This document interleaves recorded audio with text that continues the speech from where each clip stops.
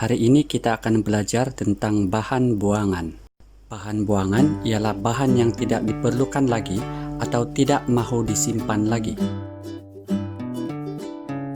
Mari kita lihat jenis bahan buangan. Jenis bahan buangan yang pertama adalah plastik. Contohnya botol plastik, pembungkus makanan, dan beg plastik. Kedua, logam. Contoh, besi buruk, tin aluminium, dan tin susu. Yang ketiga, kaca. Contohnya, botol, balang kaca, dan peralatan kaca. Keempat, kertas. Contohnya, surat kabar lama, majalah, dan kotak. Yang kelima, sisa makanan. Contohnya, sisa tulang, kulit buah-buahan, dan hampas sayuran. Keenam, bahan kumuh dan tinja. Contohnya, urin dan tinja. Dan terakhir, sisa toksik.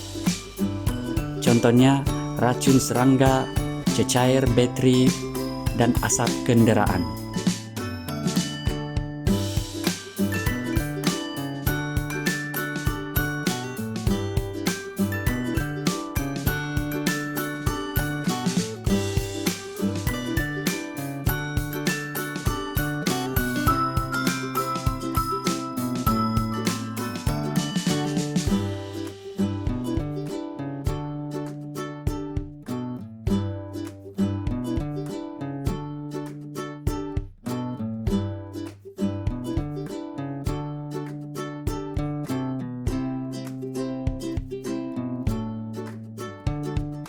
Seterusnya kita akan lihat bahan buangan terbiodegradasikan dan bahan buangan yang tidak terbiodegradasikan. Bahan buangan terbiodegradasikan ialah bahan buangan yang boleh direbutkan oleh mikroorganisme. Contoh, bahan organik seperti sisa makanan, kertas, bahan kumuh, dan tinja. Bahan buangan yang tidak terbiodegradasikan pula ialah bahan buangan yang tidak boleh direbutkan oleh mikroorganisme.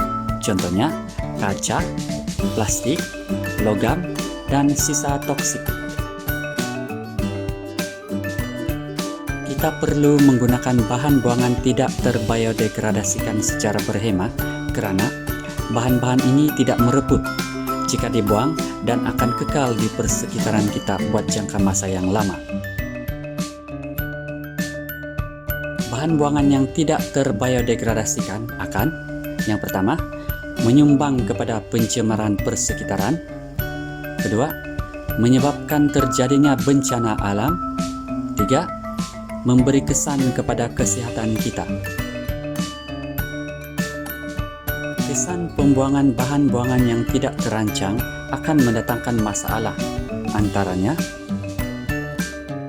pencemaran udara, pencemaran air, sakit dan penyakit, hujan asid, banjir kilat,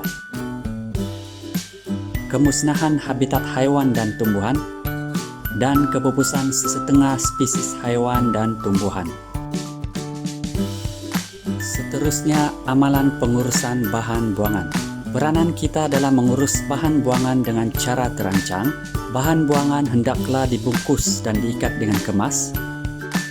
Kedua, bahan buangan hendaklah diasingkan mengikut jenis bahan sebelum dibuang.